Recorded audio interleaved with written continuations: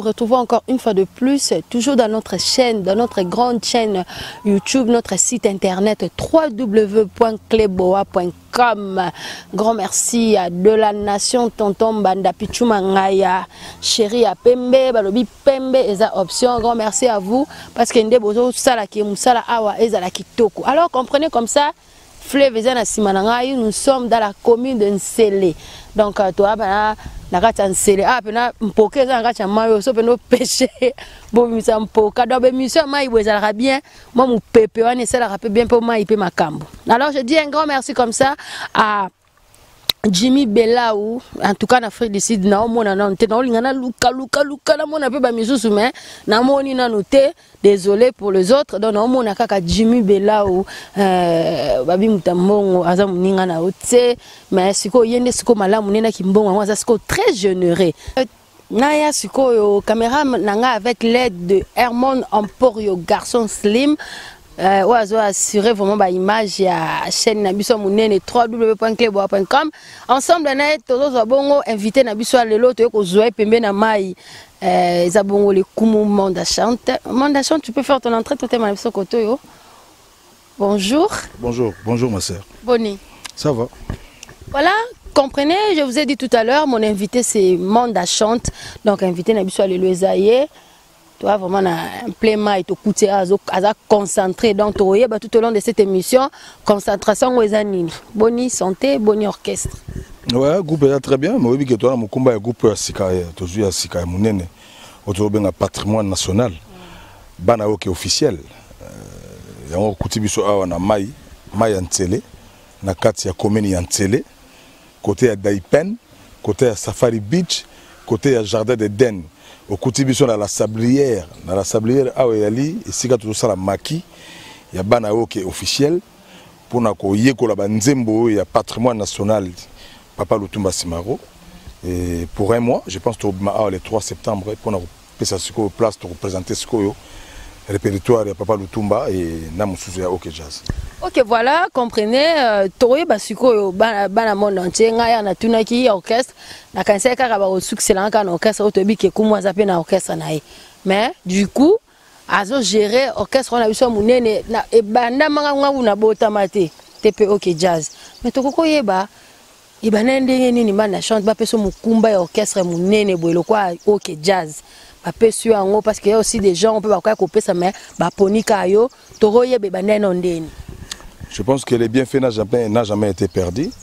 Bola munyos na mokili oyo nzamba tinda rango pona ibungate atinda rango po laksama ngai nazali mwana na kati ya bavie leki na kati ya bavie camarade na kati ya ba camarade mais moke musala ona yebi ba bimsenga meilleur chanteur à l'époque na pays oyo bona yo zalaka na nute ozalaki mokota na musala ote ezaki na 1997 et tozaki na mutuko Pepe Kala qui chante chanteur monene na pays azaki bomoi toaki na apôtre de baba chanteur monene azaki na bomoi toaki na Madilu system Papa Wendo Kolosoy tozaki na ba fête Papa Tabulei tozaki na ba chanteur lokwa Papa Wemba vivant ba tebele bazalaki à l'époque balobaki na meilleur chanteur na pays à l'époque na saki nzembo moko Ibrahim c'est là ba Ibrahim.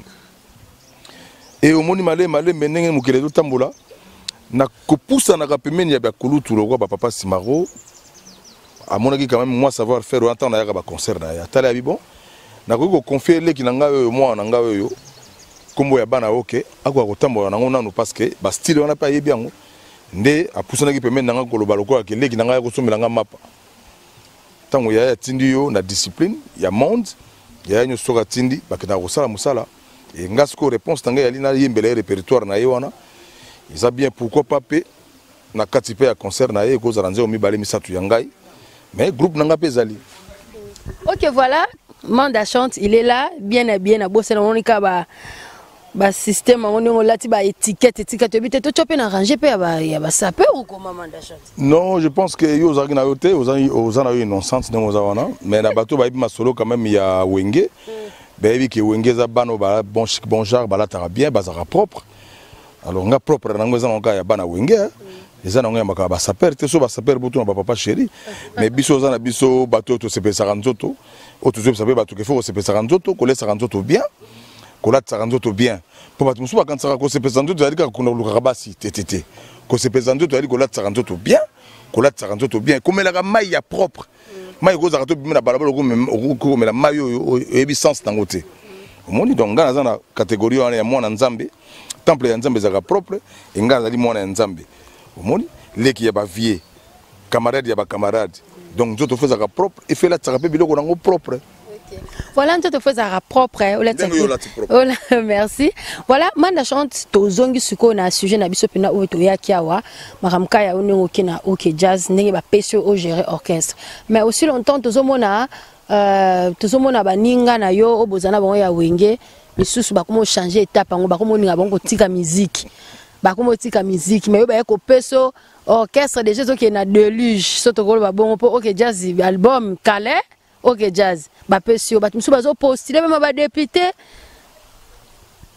ndeko na yo frère na yo Werason oazo postuler ba mission musu pe to mo ba musu ba cheche mama baya na bango mais manda chante à quand est-ce que yo peut ko se lancer ne lo mo bongo tika pe na musique ngai nazali no mwana avec mes 47 ans comme ça nazana jeune nazana na bolenge nazana makasi nazana bo pikiliki nga musala onzamba pesa nga na mboka Congo ezali koyembela mokili koyembela mboka Congo komatsa mboka Congo na musala musique musala mususu wana nanu nzamba alexinga nzela na ngote ya koloba o na komi pasteur o na koma député non mais soki grand frère na biso wera so na komi na ye député bon soka ko sa politique ça na ye mais nga atikali ko ebisanga ngote na suka kuta na tikali ko kuta ne mombi bali misatu na matanga na sistagi wana ya makama ba pauvre moni ba kufagi mais tout ça soigner ma kamwana te alors soit au côté député yemoga moni pasi ya population kokota ko za député na mboka boy babazo kota pona intérêt na bango oui cause un intérêt personnel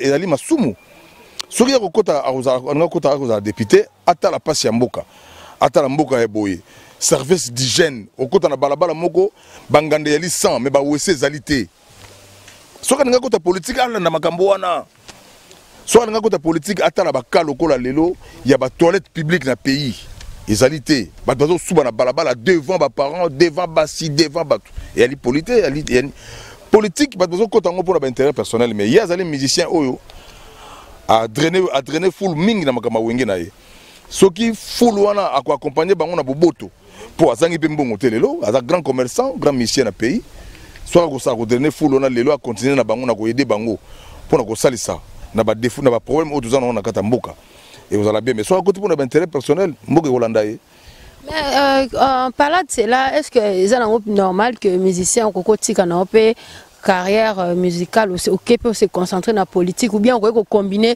nyonso les deux entre to yembara entre taper politique ngai aruna na mona ki makambo wana na fait papa seigneur Tabulei Rochero na mona ki na mama politique azaki vice gouverneur à l'époque mais politicien, ça politicien, je pense qu'il n'y a pas ça la politique facile parce qu'il y a un grand politicien. Au moniteur, il y a une musique dans la stratégie, mais ça les politique. Mais bon, quand on a une pénatique, on a une nzela ou une musique, on a une ça. Et puis, on a une délige. Nous avons une délige. Lelo papa Simaro répertoire na bano tuzobota lelo bakoyemba yango bakoyoka ngo malamu. Et puis nazo bisayo ke ezali bana OK, ezali OK jazz te. OK jazz ezali o ezokamba malelo na mwana ya felo mo makiadi camarade nanga Yves et Mongo. OK. Ah donc OK jazz ezali en super forme ba betaka na inde 3 so ba information OK jazz et OK jazz ezali. Mais o ezali bana OK. O basala ki na ba grand frère na biso ba Joski Kiambukuta, ba papa na biso Lokombe, o ezali ki ba papa Simaro ba vendo mais bazaki ensemble. Alors lelo papa Simaro a se sentir que 80 ans a tiki musique. A Taliban a que presque ba kulutu nyonso baza na poto. Ayo mona ki bon na kati orchestre ba figure penezate o ko zala ke benga bandeko banya bon manda yaka nanu to pese exemple on luka ba ka ba Juventus ndenge Ronaldo ke Holanda bale quand même. Ronaldo le ke Juventus. Akei na Juventus pona ko lubateke ba footer baza na Juventus. Akei ko harmoniser na bango po ba matsaka équipe. Mais bon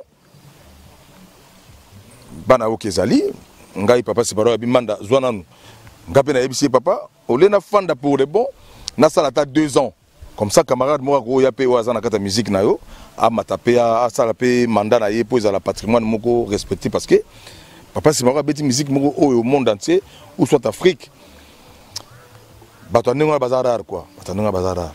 Ok, voilà, batandinga na bazar. Mais ce que orchestre na moko. Ils ont continué. Ouais. Album, concert, pourquoi on combiner? Oui, combiner les gens simple, ils ont la discipline, organisation ils ont bien, parce que répétition ils ont 2 la semaine. Tout ça mercredi na jeudi. Et jeudi na biso wana et déjà jeudi yolo parce que papa c'est baroba na oki on a chaque jeudi na yolo. Biso peut to kotika na rythme wana. Chaque jeudi yolo à partir de 19h10 minuit.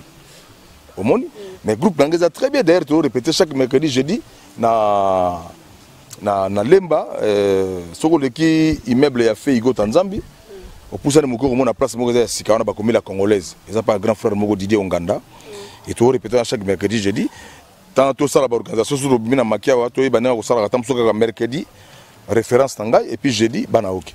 Ok voilà mais manda chante moi il kambo question yelinga ka sikoyo yo zo kwa papa une za mukolo muto a train muto zo kumba masuwa nyoso to cheyo mais papa bazue akamba sous orchestre mususu aussi longtemps tu es que ba collègue na yo ba ndeko na yo ya ba wenge to cheji ben pia ba ça ba question polémique c'est juste que pose pas idée j'ai ben piana werason to taka ba mi balé ba bimisi ba ne belé na musique ndenge yo pe papa po yo papa bazue pe ok ezaneti papa bazue po kamba orchestre mususu na wa yo okoko bimisaka simona moko te ope mona kamba akamba le temps papa bakomi ko kamba ope na orchestre mususu comme ça yo na orchestre na obimisi pe mona moko akambaka te eza ikanisa bien mais groupe na ngai so na te mona moko akamba na lokwa mona ngaza na vedette te eko faillite makambo ne senga fu vedette za na kati yo ndeko fula mona ngoti mais yango na lobi malembe ti to kia na mbangu te so mona nga mona ni mutu na kata mbuka bandimi wana to kotika responsabilité so yo na ko boma orchestre orchestre na ko boma ngote parce que nga na ina mandat na patrimoine na ko travailler na mandat na tamo ko boye moi disque ko salama et d'ailleurs nazo annoncer que toujours ngi nzembo wana ko senga papa Simaro lisolo ya mbongo yango to na studio miko to salango mais moi na ngofa même to ebi ke papa nda salaki bana babima ou bien yo mo ndolinga no pe ko fula bana ngote olinga mo za trop sur na bango to pas dire nga na za dessus peut-être na ko fula mona ko balukela nga peut-être na sens on demande chante ko fula bana te moto ay musala na mbuka ya boye ata bo bombi ndenge mona na kaka biso poto za na kata wenge ba fulaki biso te musala na nga moto laksaki ngai bato ba na kata ba groupe na biso ta doaki ba wenge télévision avec mi balé na kata mboka leo tozana 58 chaînes po ba yeba yo ke osala ka nini elali pasi faut courage ça la biso to sali courage mais ndo motiver pe bana mais ko motiver bango yo za tant to motiver bango to debi saka bango ke musala e boye mokolo nyonso faut za la prudent faut que na la télévision ko sala ka image na yo ko sala mo ba kapela po ba découvrir yo mais bato musu ali yo ne président faut me mettre à télévision ou bien yo responsable groupe faut me mettre à président au me mettre à télévision alors aruna ko to na ko connaître no bisoté bato belé bazangi de courage omoni mais tout ça na ndenge na libo na zo ko talanga bato bazo mona déjà yote mais soko zo pumbwete yali kama moi c'est OK mais c'est quoi ça se fait comment tu as vu que ba mise belé bana na bango so to cheko fiolo mide to mona rafali pupa so to che werason to so mona kutu ye azana bane belé héritier ba miel descend ba déplique ba Fabregas papa chéri to kepe boye Gino ba ça pe belé o bana na ba Abraham. Ça te fait comment na baninga no wana au travailler na bango pe bana ko na oboti bana te ozana problème makasi tika ko mekola ngana ba wera sonda ba jibem pena bazali mikolo makasi bazali babandaki non zela bazali mikolo makasi bazali babandaki musique avanga na bagamba art ko yaka makambo ba te na art ki parate ndenge nini bango bazana monopole babandaki makambo avant biso donc batambusi ba orchestre ba beti ba Bercy ba Olympia makambo belé et puis na moya lelo ceux bana ba preuve bana ba misaki wana eza mabete force bango bazana ngo wana biso to tsaki ba brique na ba mabaya ponda ko telema poka mokila boya bango wana izanga reconnaissance omoni donc ça la comparaison le bateau ndenge ni baninga et puis baza baninga na ngata ba yaya oh ni bon nous ni ça ba ko makasi pe boy 40 wa comme kolo Teo ni zale ba ba be. Mikolo ndali mukolo to ali mikolo. Mais nengo chaka ba mikolo. Ya tete ba ya ninga comparaison nengo la te. Ce sont des grands. Oh, quel enfant respectueux. Oh là là. Il est très poli hein. Il respecte bien ses grands frères. C'est bien. Mais oui, plutôt que to zonga ba yaya. Yaya za toujours yaya. Voilà, yaya toujours yaya. Mais quand même, ça le sait, bango po yo ko zobota. Mais je suis très content. To komona bana bango, mais bana bango to lingi témoignage za la malamu. Mon problème est makasi ngwana. Est-ce que na bango nyonso au te micro na bana wana nyonso wana bazo bimaka o na bana biso beto na bana msusu bimisi. Misa tu mina bazo tamsa ba groupe lelo bana biso mais toza na polo monopole ko bate allo wana bana ngate. Bazali ba mission na biso na katamboka. Mais bandeko baza ko bima ba groupe kenda ko tandaka pe micro otuna boni. Na ya na bozali bien, na président na bozali bien. Omoni? Donc toujours bimisa ba mission te poto ko na guerre na bango après. Toujours bimisa ba mission po izala kino, voilà bazo ki formation par exemple na orchestre tel. Tala nenge bazali na exemple malamu, tala nenge bazali poli, tala nenge bazali bana ba osa musala malamu, tala banzembo bazo bimisa malamu. Mais soki bana ngo bimisa banzembo ngo bimisa ka po bebisa Congo boye. Makambo be yango wana ti. Donc biza banzembo mususu pezo sala ke culture na biso bana eza ya kubeba pola. Neti banzembo necho ba oyembela plus nini. Na lobi na yo landa ba disque nyonso o bazo ba génération sike bimiao. Ba disque nyonso zo bimao na ebisio. Na ebite muke fallait zo défendre moi muke. Mais na ebisio ba disque nyonso bimao soko yo ki moita. Cheka rafali pourquoi ba musicien susu ba faire rigola bazaberi. Non natangi ba koma ba tuté bango so ba musicien bien. Mais na pese exemple na ya fali na po bilo on est belé na yo ya libanda wana. Na yo ngeza quand même na kata ya monde entier ba yo ko facile. Mais awa nakata mboka na Kishasa bandeko belé kaka kotisa bimisa mama lingaka boy makambe belé yo moko ko zana mettre te à censure pour na ko na mboka mukolo nyoso l'état mais l'état yo moko za l'état OK ko kena on va comparaison de artistes nyonso bazana mboka ba osa musala bango bien mais ce qu'on appelle exemple à Fali pour na bani non na Fali pour banana non na 1 Dekas. Alors, continue la question mususu. C'est que yonde oligo ni wadutu mais ça peut problème te mutu ntaza na choix na ye. Mais to kesiko na tozoki kasina bana OK. Na bana OK, tozoki ana kacha bana OK. Bozo préparer les kasibiso ni po bokoti maki awa, préparation eza ya nini ana kacha mayo. Préparation na biso ezali ya répertoire nyonso ya papa sala. Na bana OK et puis depuis OK jazz tous en ango vraiment bien dans mariage dans anniversaire dans concert normal so bengi biso batba de cité et puis ami bari ali toyé ko sala bo moko ya kolaksa boni papa Simaro zaki modèle nini donc mon ba mo na kata groupe le officiel ba mo na ke opena bata Simaro discipline papa Simaro moko a cédé guitare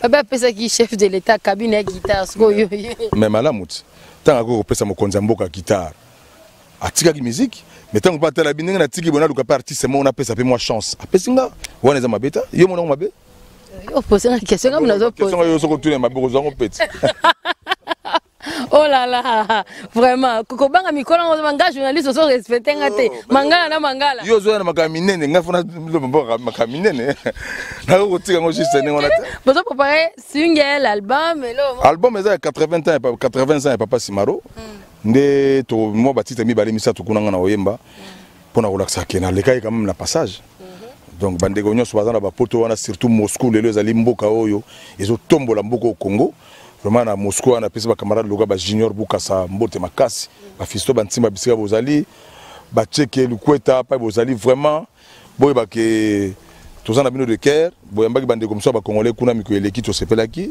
vraiment ngape nazo beta tour kuna na Moscou nazo ya kuna kotala pebino vraiment boy ba to bossa bino te surtout na ba single to disque to sana papa Simaro to chabino quoi. OK voilà to kende musique on peut comment autant bona politique pe ndenge moko ba campagne pe zo banda kala te ba candidat belé na présidentielle ba pesi mbongo yembela candidat moko ya pouvoir que ce soit batu ya opposition manda chanto sala ngo na ko sala soki na moni ambition ya mutu wana population lenyango na osala mais so ambition ya mutu wana population lenyango te nazana ko keba mingi parce que biso sala 17 ans to beta en Europe te pona ba incompréhension ba congolais ba bina biso no biso to yembelek mo konzamboka mais mboka nini na monde o pa mo konzamboka na mina zali atini bino service via 5 000 service bino ba musicien ou bien ba population na peuple na boboyi et loko wana ezaki eloko mimaki mabetala 17 ans bebisi makamusana biso na poto donc yango mutu za na contrôle ya koyeba sikoyo singa na kingo mutacha muninga moko te parce que on est congolais et d'ailleurs démarche yango ya malamu yali congolais soit ça congolais na kati ya Congo parce que on menacenga libanda kuna na kati ya yo loko zangi famille donc eza malamu te donc congolais soit ça congolais na kati ya Congo finga congolais na kati ya Congo lobana ndeko na beta mbata na kati ya Congo na libanda toujours considérer que bondeko yalité voilà. Donc nazaki na étape ni na réponse ngo ngao ezaki nini étape kaya na poser une question par rapport à ba pesi mbongo oyemba no. Oui, oui. Tous les musiciens, nous sommes absolument tous en campagne, mais cette fois-ci, tout ça l'effort, tout le monde respecter la direction, la pégiste, ils la normale, mais c'est seulement. Moi, quand je dis mon côté, on s'en bâtit na mokilibo na kata mboka na ye, batba boya koyoka mbeko na ye. Wana en tout cas, bande ko na monde, il faut botika makambo wana. Boke na démarche msusu. Po ayo sala masuko ba musicien ba koyembela mokonza mboka. Mokonza mboka nga l'équipe, beaucoup sur na ba problème na ba musicien. Non. Bolo ba problème mususu mais ba musicien ba na problème mokote so ba yembele mokonza mboka campagne bolo ba yembela ki mokonza mboka bobu mananzela mususu mananzela na fo bolo ngwa. Voilà tozo comme on a biso déjà pe na suka ya émission na biso. Voilà, j'ai deux questions politiques pour ba musicien o ba combattant no boyebi ba ngosala bandi wana ba musicien ba sala na minene wana na ngaka Zenith wana Olympia no kamanda chanta beti yango. Hein? Jibempia na be azongeli ko beta Olympia wana Zenith to ki papa chéri beti to ki Kofi to ki ba artiste basé belé ba héritier wana ba beti mais ça qui to côté loko nzambe mais sikoyo to susa na biso suka climat politique ya kasamboka na biso de l'autre moni pe dauphin président Ache impression ezakini pour Hollande rappel quand même peu politique. Oui, dauphin président Ache aza bien, Chadera Solarana ba congolais, Chadera Solarana biso ba musicien. Chadel Aza social, je pense qu'il y a eu passe à Mbogo au Congo. Et je pense que les alliés na oba korujagi ya konyega ga bongsati. Parce que l'Europe congolais ata rwanga na mais tozana dura rwanga na Kabila tena makamasali na mboka o. Biso zana katsa Congo awa président Kabila a sali makambo na katsa mboka boko ta ba province bomona makambo Kabila sala. Mais les congolais so beaucoup misika Kabila okomi ennemi congolais. Non. Biso linga ngote parce que tout le monde a ko sala fo obeta au moins bravo na muke muto asali. Omoni elengeli mutasaki muke bobetele bravo pour l'encouragement mais awa mokonzango ba ko tchape lobi ba funga kaka ndenge wana bonu finga na tongo ti butu ko finga na tongo ti butu na libanda bo finga faut ko encourager. Moi je pense que président na Congo il faut ko encourager ya ko tchola ya ko finga ya ko loba makambe belé eloko wana nazoka mama po mutu mwaza la président lobi na kata Congo pour Congo zo finga mingi omoni totala nanu bo encourager mutu pa moni ke bazo encourager nga na zo pe makasi na sala. Mais oh il y a na kata mboka oyo et Kabila za président moko neti nga yetangi nga aza fort. Kabila afinga makana tongo ti da butu et akamati pe mutu apese musala. Or que soka za rankinye nde bat na mboka oyo bazui misala te. Omoni donc oyo okota lobi oyo akokota lobi biso ba congolais to ma royeba ke mokonzi oyo azaka mokonzi nzambe mutachaka mokonzi. Tout le monde respecter pour encourager pour musala ya mboka obemboka et tout mama mais ko za mokonzi na mboka na Congo na zo Congo somo ngana ko linga munakata famille ngaba mokonzi na mboka na Congo te pour ko finga eleki mais kataka na braza mais ko finga ka chef de l'état atana 9h 9h30 okanga bakanga yo donc motema wana ya Kabila wana za nango wana na ebite oya ko za lobi so ko za nango ko finga na 9h ba tiki na epé yango mo makambo zo banga donc ba congolais tous ensemble nga za na artiste na zo ba étant artiste na ningite nenge koma kaona mona bokomi ko finga susu non na zo ba étant artiste et puis na za na kata Congo et na moni muke oyo batamboka o basali et oya ko yalo pe amatisa mais to betaka maboko to tika ko lobaka mabekaka. Voilà quoi. Ok, voilà. Manda chante comme on a besoin na suka programme na habité ce que zali okoko ebisa batu balinga rayo pe ba rolanda banga ba ebela makamba ok peut être que ok Dieu bazana ba amoureux ebele o balinga musique na bango savoir faire na bango et ça pena musique moko la musique pena intelligente on dit des na ok jazz pour ka ba papa na ba tonton na pena mitu ezo sala okoko lo bana bango ni na bengi bango na respect nyonso na bengi bango na respect nyonso baya musique à papa Simaroza musique à respect za musique à mikolo bakoya kokuta jamais makambo ya o ba monaka ya bana mike obe makambo ko pesa bango kilote kuna na kati ya bana woki baya biso to koti pa papa Simaro pona ko koma pemeni ya âge na ye to koti te poto za la musique ya âge na ye pona ko laksa po na ye donc bandeko nyonso d'ailleurs na sengi merci na kei ya bandeko nyonso yo baza ba camarade papa Simaro ba misa papa Simaro loko ba papa na suma koso baza na ba poto batu nyonso bazaki d'accord na kota na ngai na orchestre pona ko mema orchestre lisusu na sengi merci na pesi ba Patrick Mangasa ba mbote na Angleterre pa yazali na pesi manager avec Simaro mbote Willy Tafar pa yazali na pesi chef d'orchestre na biso Godé ba mbote belé pa yazali aza na courage belé mobala aka na mobali et na pesi grand frère na Paris grand frère na Chango na mwasi na Gisèle ba mbote belé masa na Nikens Bayaka. Merci beaucoup parce que aux ongeli esprit Babimission na kata mai, pour bakotsa ko na kata mai. On est ensemble. Et na pesi bandeko ba na Bruxelles wana ba Richard Lwemba, ba Florent Pambani. Ba dozo campo bien qu'on a Londres. Ba Peter Bengongo, le vrai papier. Na pesi ba ale mazatomo na ba te belé na poto na biso maman moyete. Mais est-ce qu'on a zo gagné Moscou? Pour na okuta na ba Vadol. Na bandeko belé ba na Kataris quoi. Ok, voilà, Manda Chante, nous vous remercions. Il y a quoi accorder biso émission Oyo. C'en est fini hein, avec vous, tous ici Nabiso. Voilà, c'était Manda Chante, les Kumu, oui, ok, non, Manda Chante, bien sûr. Donc, c'était le Kumu Manda Chante. C'était lui notre invité d'aujourd'hui sur notre chaîne www.cleboa.com. Grand merci comme ça à Herman Namporio, garçon slim. Merci à toi parce que image kitoko, tout mona mai, en tout cas mission na mai kitoko makasi. So na sisi na pêcher maman mpoka na ngapona linga mpoka. Mpoka na nga ba selinga ngo pena ba lambelinga ngo comme il se doit. Donc voilà, un grand merci comme ça à Jimmy mais là on a monité. Na zo linga na luka na mona na fouille ici mais na mona kate. Grand merci à toi et puis à Yawili Moucheni Ninik le véritable code mondial na biso. Succès kasongo pourquoi pas na bana monde entier nyonso na batutu bolingaka Lorette Aruna mère chef. Au revoir. Bye bye. Pichumangaya de la nation. Bisous. Mouah, mouah, mouah.